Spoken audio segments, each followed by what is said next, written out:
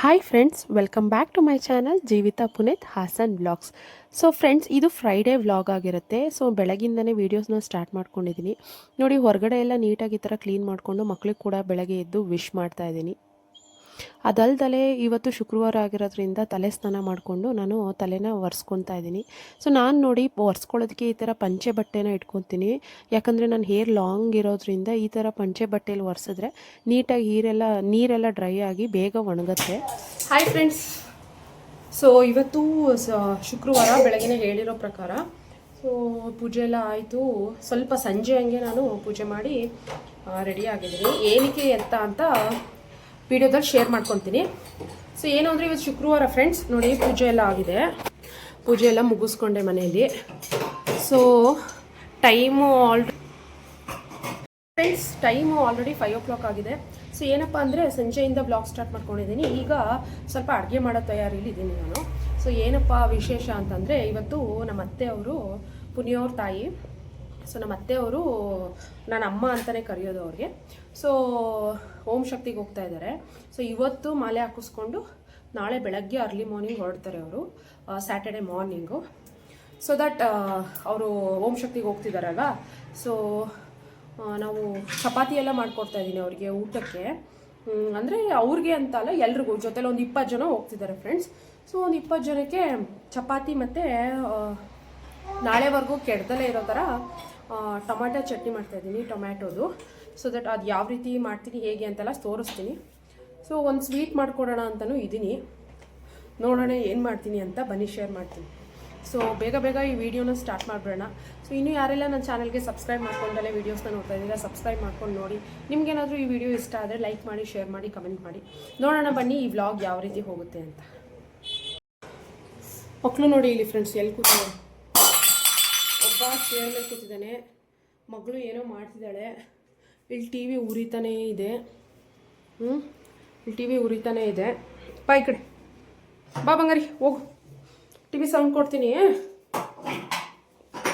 So kitchen ಕೆಲಸ ಶುರು. ಈಗ ಕಿಚನಿಗೆ ಬಂದಾಯಿತು ಫ್ರೆಂಡ್ಸ್. ಏನಪ್ಪ ಅಂತಂದರೆ, ಓಂ ಶಕ್ತಿ ಅವರಿಗೆ ಅಡುಗೆ ಮಾಡಿಕೊಡ್ತಿರೋದ್ರಿಂದ ಸೊ ಮಡಿಯಿಂದ ಮಾಡಬೇಕಾಗುತ್ತೆ. ಸೊ ನಾನು ಆಲ್ಮೋಸ್ಟ್ ಶುಕ್ರವಾರದೊತ್ತು ತಲೆ ಸ್ನಾನ ಮಾಡೋದಿಲ್ಲ ಫ್ರೆಂಡ್ಸ್. ಸೊ ಶುಕ್ರವಾರ ಮತ್ತು ಮಂಗಳವಾರ ತಲೆ ಸ್ನಾನ ಮಾಡಬಾರ್ದಂತೆ ಹೆಣ್ಮಕ್ಳು. ಸೊ ಹೆಣ್ಮಕ್ಳು ತಲೆಯಲ್ಲಿ ಕೂದಲಲ್ಲಿ ಲಕ್ಷ್ಮಿ ಇರ್ತಾಳಂತೆ. ಸೊ ಅವಳನ್ನ ಶುಕ್ರವಾರ ಮಂಗಳವಾರ ಕಳಿಸ್ದಂಗೆ ಆಗುತ್ತೆ ತಲೆ ಸ್ನಾನ ಮಾಡಿದ್ರೆ. ಸೊ ನಾನು ಮಾಡೋದಿಲ್ಲ, ನನ್ನ ಮಗಳಿಗೂ ಮಾಡ್ಕೊಡೋದಿಲ್ಲ. ಸೊ ನಾನು ಮಾಡಲ್ಲ, ನನ್ನ ಮಗಳಿಗೂ ಮಾಡಿಸಲ್ಲ. ಬಟ್ ಏನಾದರೂ ಒಂದು ಅನಿವಾರ್ಯ ಹಬ್ಬ ಪೂಜೆ ಏನಾದರೂ ಈ ಥರ ಬಂದರೆ ಮಾಡ್ತೀನಿ, ಏನಿಲ್ಲ. ನಾನು ವಾರದಲ್ಲಿ ಒಂದು 2 ಸಲ, ಥರ್ಸ್ಡೇ ಒಂದಿನ ಮಾಡ್ತೀನಿ, ಗುರುವಾರ ಒಂದಿನ ಮಾಡ್ತೀನಿ, ಮತ್ತು ನಮ್ಮ ವಾರ ಭಾನುವಾರ ಅಲ್ವಾ. ಸೊ ಭಾನುವಾರ ಒಂದಿನ ಮಾಡ್ತೀನಿ. ಸೊ ಇನ್ನೇನಾದರೂ ಮಧ್ಯದಲ್ಲಿ ಹಬ್ಬ ಹುಣ್ಣಿಮೆ ಪೂಜೆ ಏನಾದರೂ ಬಂದರೆ ಆಗೊಂದ್ಸಲಿ ಮಾಡ್ತೀನಿ. ನನ್ನ ಮಗ ಇಲ್ಲೇ ಕೂತ್ಕೊಂಡಿದ್ದಾನೆ, ಅವನಿಗೆ ನಾನು ಕಾಣ್ತಾ ಇರಬೇಕು, ಇಲ್ಲ ಅಂತಂದರೆ ಕಿರಿಕ್ ಮಾಡೋಕ್ಕೆ ಶುರು ಮಾಡ್ತೀನಿ. ಸೊ ಸ್ವಲ್ಪ ಗ್ಲಾಸರೀಸ್ ಎಲ್ಲ ತರ್ಸೋಕೆ ಹೇಳಿದೆ. ಸಕ್ಕರೆ ಯಾವುದು ನಾನು ಮನೇಲಿ ಯೂಸ್ ಮಾಡ್ತಿರೋದು ಯೂಸ್ ಮಾಡಲ್ಲ, ಎಲ್ಲ ಹೊಸದಾಗಿ ತರಿಸಿ ಯೂಸ್ ಮಾಡ್ತೀನಿ. ಸೊ ಯಾವಾಗಲೂ ನಾನು ಅವರು ಓಂ ಶಕ್ತಿಗೆ ಹೋಗುವಾಗ ಅಡುಗೆ ಮಾಡಿ ಇದೇ ಥರ ತಿಂಡಿ ಎಲ್ಲ ಮಾಡಿ ಕೊಟ್ಟು ಕಳಿಸ್ತಿದ್ದೆ. ಸೊ ಈಗೊಂದು 2 ವರ್ಷದಿಂದ ಆಗಿರಲಿಲ್ಲ, ಯಾಕಂದರೆ ನಾನು ಹೂವಿಷ್ಕುನ್ ಬಾಣಂತನದಲ್ಲಿ ಒಂದ್ಸಲಿ ಹೋಗಿದ್ದೆ ಅನಿಸುತ್ತೆ, ಅನ್ನಿಕುನ್ ಬಾಣಂತನದಲ್ಲಿ ಒಂದ್ಸಲಿ ಹೋಗಿದ್ದೆ, ಆವಾಗ ಮಾಡ್ಕೊಡೋಕ್ಕಾಗಲಿಲ್ಲ. ಈಗ ಮತ್ತೆ ಸಿಕ್ಕಿದೆ ನನಗೆ ಮಾಡ್ಕೊಡೋಕ್ಕೆ ಅದೃಷ್ಟ. ಸೊ ಓಂ ಶಕ್ತಿ ತಾಯಿ ಒಳ್ಳೇದು ಮಾಡ್ತಾಳೆ, ನಮಗೂ ಎಲ್ಲರಿಗೂ ಒಳ್ಳೇದಾಗುತ್ತೆ ಅಂತ ಒಂದು ನಂಬಿಕೆ ನನಗೆ. ಹಾಗಾಗಿ ಅಡುಗೆ ಮಾಡ್ಕೊತಾ ಇದ್ದೀನಿ. ಸೊ ಹಾಲು ತರಿಸ್ಕೊಂಡಿದ್ದೀನಿ, ಏನೇನು ತರಿಸಿದ್ದೀನಿ ಅಂತ ತೋರಿಸ್ತಿದ್ದೀನಿ. ಸೊ 1 kg ಅಷ್ಟು ಸಕ್ಕರೆ ತೊಗೊಂಡು ಬನ್ನಿ ಅಂತ ಹೇಳಿದ್ದೀನಿ. ಅದಲ್ದಲೇ ಚಿರೋಟಿ ರವೆ ಥರ ಕೇಳಿದ್ದೆ, ರವೆ ಉಂಡೆ ಮಾಡೋಣ ಅಂತ. ಸೊ ಇದು ಚಿರೋಟಿ ರವೆನೇ ಫ್ರೆಂಡ್ಸ್. ಸೊ ಹಾಫ್ kgದು 2 ತಂದಿದ್ದಾರೆ.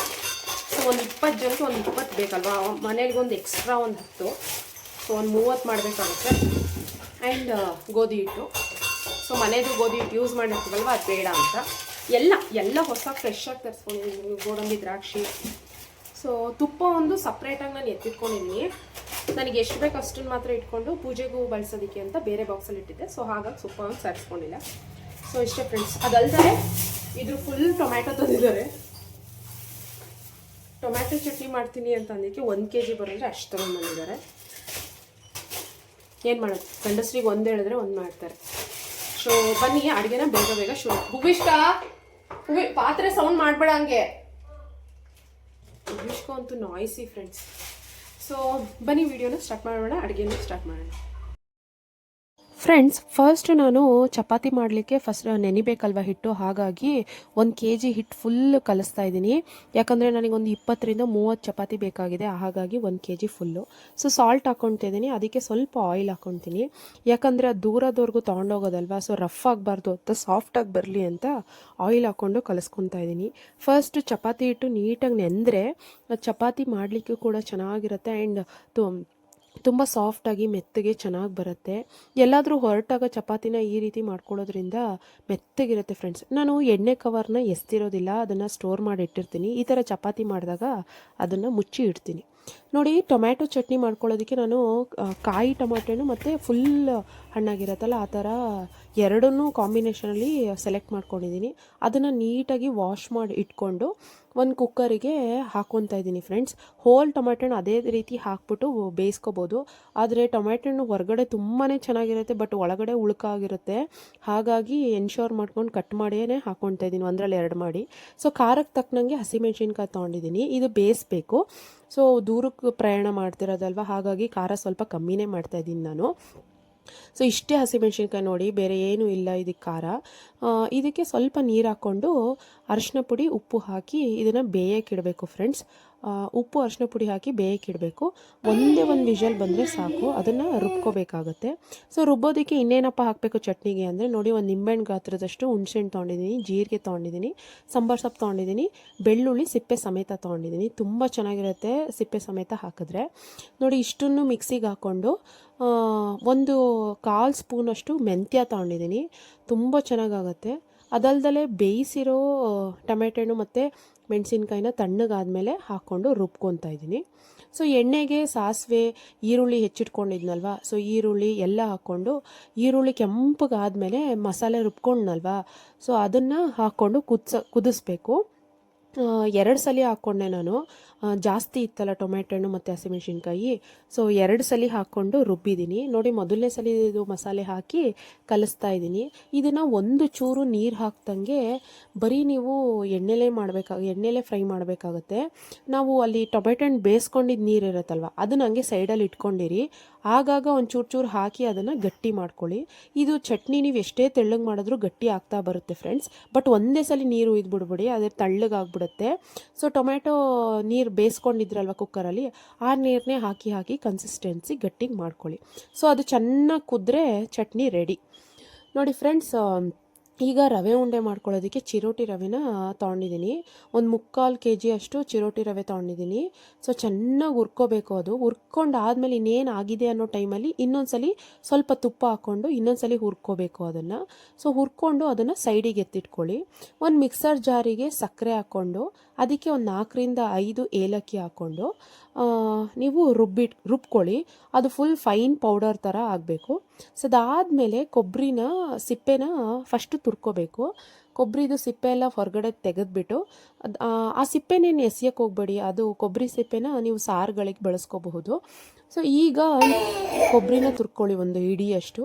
ಅದಕ್ಕೆ ತುಪ್ಪ ಇಟ್ಟು ಗೋಡಂಬಿ ದ್ರಾಕ್ಷಿನ ಕರ್ಕೋಬೇಕಾಗತ್ತೆ ತುಪ್ಪದಲ್ಲಿ. ತುಪ್ಪ ಸ್ವಲ್ಪ ಜಾಸ್ತಿ ಹಾಕ್ಕೊಂಡಿದ್ದೀನಿ, ಯಾಕಂದರೆ ಅದನ್ನು ರವೆ ಉಂಡೆಗೂ ಹಾಕೋದಕ್ಕಾಗತ್ತೆ ಅಂತ. ಸೊ ಗೋಡಂಬಿ ಹಾಕಿ ದ್ರಾಕ್ಷಿ ಹಾಕಿ ಅದನ್ನು ಹುರ್ಕೊಂಡು ಅದನ್ನು ಹುರಿದಿಟ್ಕೊಂಡಿದ್ವಲ್ಲ ರವೆ, ಅದಕ್ಕೆ ಹಾಕ್ತಿದ್ದೀನಿ. ಮತ್ತು ಕೊಬ್ಬರಿನೂ ಹಾಕ್ಕೊಳ್ತಾ ಇದ್ದೀನಿ, ಸಕ್ಕರೆ ಪುಡಿನೂ ಹಾಕ್ತಾಯಿದ್ದೀನಿ. ನೋಡ್ಕೊಳ್ಳಿ, ನಿಮಗೆ ಎಷ್ಟು ಬೇಕೋ ಅಷ್ಟು ಸ್ವೀಟ್ ಹಾಕ್ಕೊಂಡು ನೀವು ಕಲಿಸ್ಕೊಳ್ಳಿ. ನಾನು ಕಣ್ಣಲ್ತಲೇ ಒಂದು 4 ಸೌಟಷ್ಟು ಸಕ್ಕರೆ ಪುಡಿ ಹಾಕ್ಕೊಂಡಿದ್ದೀನಿ, ಬೇಕಾದರೆ ಮತ್ತೆ ಹಾಕ್ಕೋಬೋದು. ಸೊ ಈಗ ಕಾದಾರಿರೋ ಹಾಲಿರುತ್ತಲ್ವ, ಕಾಸ್ಕೊಂಡಿರಬೇಕು, ಹಸಿ ಹಾಲು ಹಾಕಬೇಡಿ ದಯವಿಟ್ಟು. ಕಾದಿ ಆರಿರೋ ಹಾಲಲ್ಲಿ ಸ್ವಲ್ಪನೇ ಹಾಲು ಹಾಕಿ ಈ ಥರ ಕಲಿಸ್ಕೋಬೇಕು ಗಟ್ಟಿಗೆ. ಬೇಗ ಅದು ರವೆ ಬಿಸಿ ಇರೋವಾಗಲೇ ನೀಟಾಗಿ ಕಟ್ಟಿಬಿಟ್ರೆ ಅದು ಬಾಯಿ ಬಿಟ್ಕೊಳ್ಳೋದಿಲ್ಲ ಫ್ರೆಂಡ್ಸ್, ನೀಟಾಗಿ ಕವರಾಗಿ ಒಣಗುತ್ತೆ. ನೋಡಿ, ಕೇವಲ 1 ರವೆ ಉಂಡೆನೂ ಬಾಯಿ ಬಿಡಲಿಲ್ಲ, ನಿಮ್ಮ ಕಣ್ಮುಂದೆನೇ ಹಿಂಗೆ ಕಟ್ಟಿ ಹಿಂಗೆ ಇಡ್ತಾ ಇದ್ದೀನಿ. ಫೈನಲಾಗಿ ಎಷ್ಟು ಚೆನ್ನಾಗಿ ರವೆ ಉಂಡೆ ಆಗಿದೆ ಅಂತ ನೋಡಿ. ಎಷ್ಟು ಸಿಂಪಲ್ ಪ್ರೋಸೆಸ್ಸು, ತುಂಬಾ ಟೇಸ್ಟಿಯಾಗಿತ್ತು. ದೂರದ ಪ್ರಯಾಣ ಮಾಡುವಾಗಲೆಲ್ಲ 10-20 ದಿನ 30 ದಿನ ಇಟ್ಕೊಂಡ್ರು ಇದು ಏನೂ ಆಗೋದಿಲ್ಲ. ನೋಡಿ ಫ್ರೆಂಡ್ಸ್, ಒಂದಾದರೂ ಬಾಯಿ ಬಿಟ್ಟಿದೆಯಾ, ಎಷ್ಟು ಚೆನ್ನಾಗಾಗಿದೆ ನೋಡಿ. ಸೊ ಇದು ಆಲ್ರೆಡಿ ನಾನು ಆರೋದಕ್ಕೆ ಇಟ್ಟಿದ್ದೀನಿ. ಆರಾದಮೇಲೆ ಬಾಕ್ಸಿಗೆ ಹಾಕಿ ಪ್ಯಾಕ್ ಮಾಡ್ತೀನಿ ಫ್ರೆಂಡ್ಸ್. ಸೊ ಇದಾದಮೇಲೆ ಬೇಗ ಬೇಗ ಚಪಾತಿ ಮಾಡಿಬಿಡೋಣ ಅಂತ ಹಂಚಿಟ್ಕೊಂಡೆ. ಸೊ ಹಂಚಿಟ್ಕೊಂಡು ಬೇಗ ಬೇಗ ಚಪಾತಿನೆಲ್ಲ ಲಟ್ಸಿ ಅದನ್ನು ಪ್ಯಾಕ್ ಮಾಡ್ತಾಯಿದ್ದೀನಿ. ಏನೋ ನಮ್ಮ ಭಕ್ತಿ ಅಲ್ವಾ ಫ್ರೆಂಡ್ಸ್. ಸೊ ಇಲ್ಲೇ ಶೆಲ್ಫ್ ಮೇಲೆ ಹಾಕೋಬಿಡೋಣ ಚಪಾತಿನೆಲ್ಲ ಅರ್ದು ಅಂತ ಶೆಲ್ಫ್ನೆಲ್ಲ ಇನ್ನೊಂದು ಸಲ ಒರೆಸ್ಕೊತಾ ಇದ್ದೀನಿ. ನಾನು ಒಂದೇ ಸಲ ಎಲ್ಲ ಚಪಾತಿನೂ ಲಟ್ಟಿಸ್ಕೊತಾ ಇಲ್ಲ ಫ್ರೆಂಡ್ಸ್. ಒಂದು 5 ಲಟ್ಟಿಸ್ಕೊಂಡು ಅದನ್ನು ಸುಟ್ಟು ಮತ್ತೆ 5 ಲಟ್ಟಿಸ್ಕೊತಾ ಇದ್ದೀನಿ, ಒಬ್ಬಳೇ ಮಾಡ್ತಿರೋದ್ರಿಂದ. ಒಬ್ಬರು ಲಟ್ಟಿಸ್ತಿದ್ರೆ ಒಬ್ಬರು ಸುಟ್ಟರೆ ಕಂಟಿನ್ಯೂಸ್ ಆಗಿ ಮಾಡ್ಬೋದು.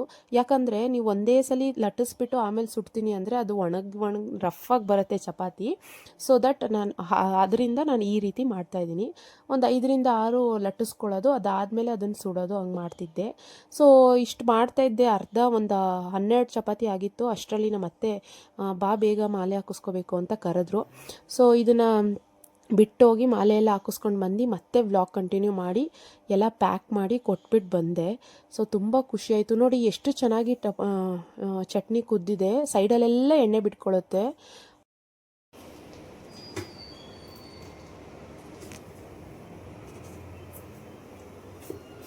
ಇಪ್ಪತ್ತಾಕು 20 ಜನ ಅಂತೆ. 20 ಹಾಕು, ಡ್ರೈವರಿಗೆ ಒಂದು ಹಾಕು. ಚೆನ್ನಾಗಿ ಮಾಡಿದ್ದೀನಿ.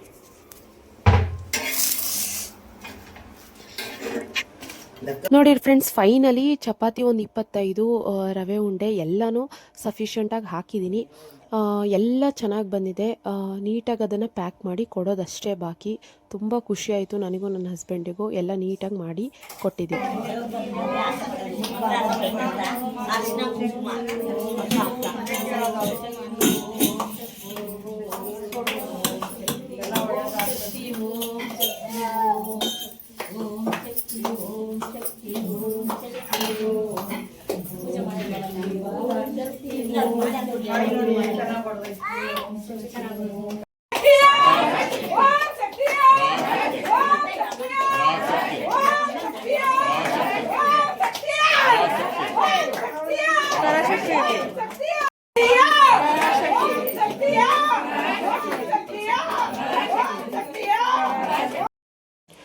ನೋಡಿ ಫ್ರೆಂಡ್ಸ್, ನನ್ನ ಈ ವ್ಲಾಗಲ್ಲಿ ನಾನು ನಮ್ಮ ಅತ್ತೆನ ತೋರಿಸ್ತಾ ಇದ್ದೀನಿ. ಇವರೇ ನಮ್ಮ ಅತ್ತೆ.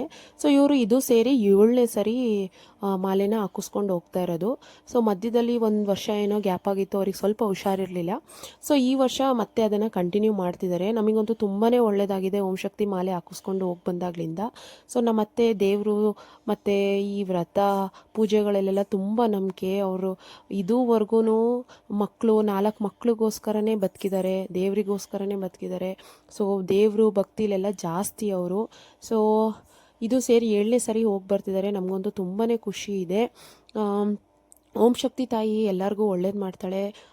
ಈ ವ್ಲಾಗ್ ನಿಮಗೂ ಕೂಡ ಇಷ್ಟ ಆಗಿದ್ರೆ ಲೈಕ್ ಮಾಡಿ, ಶೇರ್ ಮಾಡಿ, ಕಮೆಂಟ್ ಮಾಡಿ. ಇನ್ನು ಯಾರೆಲ್ಲ ನನ್ನ ಚಾನಲ್ಗೆ ಸಬ್ಸ್ಕ್ರೈಬ್ ಮಾಡ್ಕೊಂಡಿಲ್ಲ, ಸಬ್ಸ್ಕ್ರೈಬ್ ಮಾಡ್ಕೊಂಡು ವೀಡಿಯೋಸ್ನ ನೋಡ್ಕೊಂಡು ಬನ್ನಿ. ಓಂ ಶಕ್ತಿ ಓಂ ಶಕ್ತಿ ಓಂ ಶಕ್ತಿ ಆದಿ ಪರಾಶಕ್ತಿ ಓಂ ಶಕ್ತಿ ಆದಿ ಪರಾಶಕ್ತಿ ಓಂ ಶಕ್ತಿ ಆದಿ ಪರಾಶಕ್ತಿ ಓಂ ಶಕ್ತಿ ಆದಿ ಪರಾಶಕ್ತಿ ಓಂ ಶಕ್ತಿ ಓಂ ಶಕ್ತಿ ಓಂ ಶಕ್ತಿ ಓಂ ಶಕ್ತಿ ಓಂ ಶಕ್ತಿ ಓಂ ಶಕ್ತಿ ಓಂ ಶಕ್ತಿ ಓಂ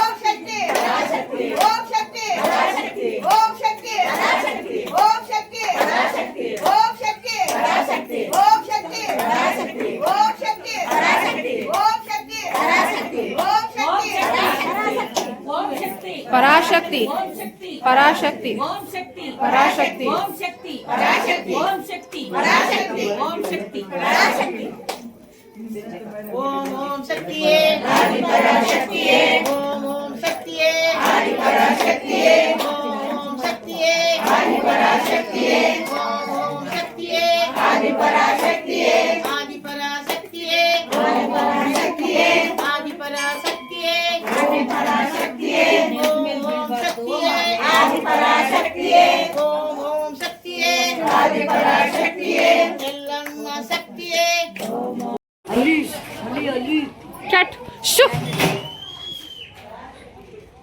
ಬಾಯ್ ಮಾಡವ ಅಮ್ಮಂಗೆ ಪಂಚ ಬಾಯ್ ಏನು